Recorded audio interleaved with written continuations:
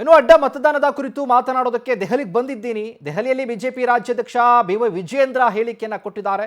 BJP high command ನಾಯಕರ ಭೇಟಿಗೆ ದೆಹಲಿಗೆ ಬಂದಿದ್ದೀವಿ. ನಾವು ವಿಧಾನ ಪರಿಷತ್ನ ಕ್ರಾಸ್ ವೋಟಿಂಗ್ ಬಗ್ಗೆ ವಿವರಣೆಯನ್ನ ಕೇಳಿದ್ದಾರೆ.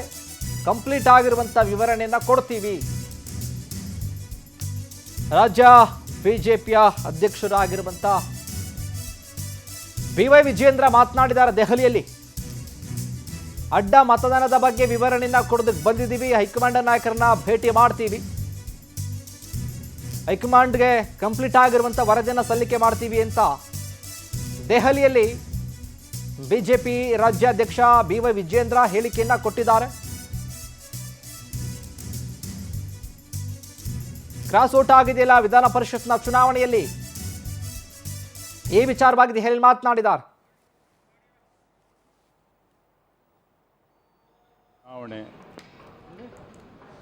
ನಮ್ಮ ಕೆಲವು ಶಾಸಕರು ಮಾಡಿರುವಂಥ ಅಡ್ಡ ಮತದಾನ ಅಥವಾ ವಿಪ್ ಉಲ್ಲಂಘನೆ ಆಗಿರುವಂಥದ್ದು, ಇದರ ಬಗ್ಗೆ ಒಂದು ಸಮಗ್ರವಾಗಿರ್ತಕ್ಕಂಥ ಒಂದು ವರದಿಯನ್ನು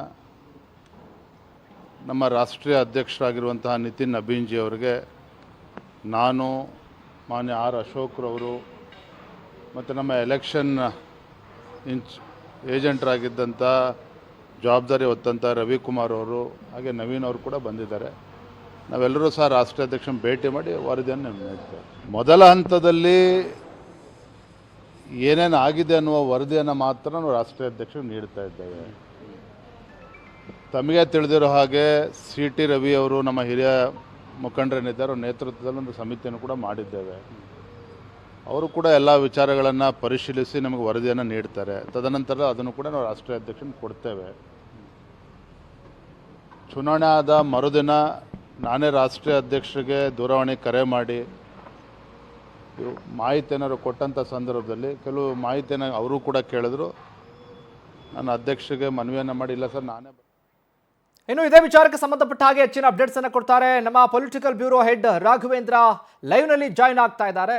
ರಾಘವೇಂದ್ರ, ನೋಡ್ತಾ ಇದ್ದೀವಿ ಈಗಾಗಲೇ ಕೂಡ ಹೈಕಮಾಂಡ್ಗೆ ಹೋಗಿದ್ದಾರೆ ರಾಜ್ಯ ನಾಯಕರು. ಹೈಕಮಾಂಡ್ಗೆ ಯಾವ ರೀತಿ ವರದಿಯನ್ನು ಸಲ್ಲಿಕೆ ಮಾಡಬಹುದು, ಏನೇನೆಲ್ಲ ಅಪ್ಡೇಟ್ಸ್ ಆಗಬಹುದು, ಅಲ್ಲಿ ಬೆಳವಣಿಗೆಗಳಾಗಬಹುದು, ಅಪ್ಡೇಟ್ಸ್ ಕೊಡೋದಾದ್ರೆ? ಶಿವಕುಮಾರ್, ಕಳೆದ ವಾರ ನಡೆದಂತಹ ಪರಿಷತ್ ಚುನಾವಣೆ ವಿಚಾರಕ್ಕೆ ಸಂಬಂಧಪಟ್ಟಂತೆ ಬಿಜೆಪಿಯಲ್ಲಿ ದೊಡ್ಡ ಮಟ್ಟದ ಬಿರುಗಾಳಿ ಬೀಸ್ತಾ ಇರ್ತಕ್ಕಂಥದ್ದು. ಯಾಕಂದರೆ ಯಾರೂ ಸಹ ಊಹೆಯನ್ನು ಮಾಡಿರಲಿಲ್ಲ ಬಿಜೆಪಿಯಲ್ಲಿ ಅಡ್ಡ ಮತದಾನ ಆಗುತ್ತೆ ಅಂತ ಹೇಳ್ಬಿಟ್ಟು. ಆದರೆ ಬಿಜೆಪಿಯಲ್ಲಿ 5 ರಿಂದ 6 ಮಂದಿ ಅಡ್ಡ ಮತದಾನ ಮಾಡಿರತಕ್ಕಂತಹ ಶಂಕೆ ಇದೀಗ ವ್ಯಕ್ತವಾಗಿರ್ತಕ್ಕಂಥದ್ದು.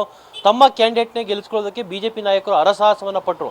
ಸ್ವಲ್ಪ ಹೆಚ್ಚು ಕಮ್ಮಿ ಆಗಿದ್ದು ಸಹ ತಮ್ಮ 2ನೇ ಕ್ಯಾಂಡಿಡೇಟು ಸೋಲು ಖಚಿತವಾಗ್ತಿತ್ತು. ಹೀಗಾಗಿ ಬಿಜೆಪಿಯ ವರಿಷ್ಠರು ಇದನ್ನು ತುಂಬ ಸೀರಿಯಸ್ ಆಗಿ ತೆಗೆದುಕೊಂಡಿರ್ತಕ್ಕಂಥದ್ದು. ಜೊತೆಗೆ ವರಿಷ್ಠರಿಗೆ ಒಂದು ಮಾಹಿತಿಯನ್ನು ಕೊಡಬೇಕು ಅನ್ನೋ ನಿಟ್ಟಿನಲ್ಲಿ ಇದೀಗ ವಿಪಕ್ಷ ನಾಯಕರಾಗಿರ್ತಕ್ಕಂಥ ಆರ್ ಅಶೋಕ್ ಮತ್ತು ರಾಜ್ಯಾಧ್ಯಕ್ಷರಾಗಿರ್ತಕ್ಕಂಥ ವಿಜಯೇಂದ್ರ ಅವರು ದೆಹಲಿ ಪ್ರವಾಸವನ್ನು ನಿನ್ನೆಯೇ ಮಾಡಿರ್ತಕ್ಕಂಥದ್ದು. ಅವರ ಜೊತೆಗೆ ಚೀಫ್ ವಿಪ್ ಸಹ ದೆಹಲಿಗೆ ತೆರಳಿರ್ತಕ್ಕಂಥದ್ದು. ಕೆಲವೊಂದಿಷ್ಟು ಮಂದಿಯನ್ನು ಅಲ್ಲೇನೋ ಪರಿಷತ್ ಚುನಾವಣೆ ನಡೆದಂಥ ಸಂದರ್ಭದಲ್ಲಿ ವೀಕ್ಷಕರಾಗಿ ನೇಮಿಸತಕ್ಕಂಥ ಕೆಲವೊಂದಿಷ್ಟು ನಾಯಕರನ್ನು ಸಹ ದೆಹಲಿಗೆ ವರಿಷ್ಠರು ಇದೀಗ ಕರೆಸಿಕೊಂಡಿದ್ದಾರೆ.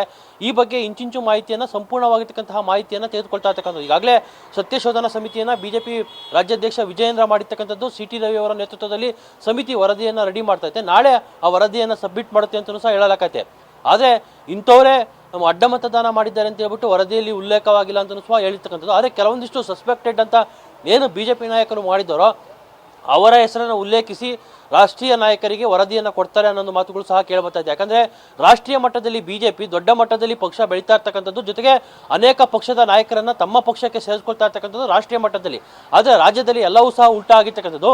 ಬಿಜೆಪಿನೇ ಕಾಂಗ್ರೆಸ್ ಪರ ಹೋಗಿ ಓಟನ್ನು ಹಾಕಿರ್ತಕ್ಕಂಥದ್ದು ದೇಶದಲ್ಲಿ ದೊಡ್ಡ ಮಟ್ಟದ ಮುಜುಗರಕ್ಕೆ ಬಿಜೆಪಿಗೆ ಕಾರಣವಾಗಿದೆ. ಹೀಗಾಗಿ ಇದನ್ನು ತುಂಬ ಸೀರಿಯಸ್ ಆಗಿ ತೆಗೆದುಕೊಂಡಿರ್ತಕ್ಕಂಥ ನಾಯಕರು ಯಾರು ಅಡ್ಡ ಮತದಾನ ಮಾಡಿದ್ದಾರೆ, ಯಾರು ಪಕ್ಷ ವಿರೋಧಿ ಚಟುವಟಿಕೆಯನ್ನು ಮಾಡಿದ್ದಾರೆ ಅಂಥವರನ್ನು ಕಂಡುಹಿಡಿಯಲೇಬೇಕು, ಅವರಿಗೆ ಶಿಕ್ಷೆಯನ್ನು ಕೊಡಲೇಬೇಕು ಅಂತ ಹೇಳ್ಬಿಟ್ಟು ವಿಜೇಂದ್ರ ಮತ್ತು ಆರ್ ಅಶೋಕ್ ಅವರು ಪಣವನ್ನು ತೊಟ್ಟಿರ್ತಕ್ಕಂಥದ್ದು. ಈ ನಿಟ್ಟಿನಲ್ಲಿ ಇವತ್ತು ರಾಷ್ಟ್ರೀಯ ಅಧ್ಯಕ್ಷರಾಗಿರ್ತಕ್ಕಂಥ ನಿತಿನ್ ನಬೀನ್ ಅವರನ್ನು ಭೇಟಿ ಮಾಡಿ, ನಂತರ BL ಸಂತೋಷ್ ಅವರನ್ನು ಭೇಟಿ ಮಾಡಿ, ಅಮಿತ್ ಶಾ ಅವರನ್ನು ಭೇಟಿ ಮಾಡಿ ಸಂಪೂರ್ಣವಾಗಿ ರಾಜ್ಯ ರಾಜಕೀಯದ ಬಗ್ಗೆ ಚರ್ಚೆಯನ್ನು ಮಾಡ್ತಾರೆ ಅಂತ ಹೇಳಲಾಗೈತೆ. ಮುಂದೆ ಹೈಕಮಾಂಡ್ ಯಾವ ರೀತಿ ಕ್ರಮವನ್ನು ಕೈಗೊಳ್ಳುತ್ತೆ, ಏನು ಅಡ್ಡ ಮತದಾನ ಮಾಡಿದ್ದಾರೆ ಅಂಥವ್ರಿಗೆ ಯಾವ ರೀತಿ ಚಾಟಿಯನ್ನು ಬಿಸ್ತಿತ್ತು ಅನ್ನೋದನ್ನು ನಾವು ಕಾದು ನೋಡಬೇಕಾಗಿದೆ. ಶಿವಕುಮಾರ್.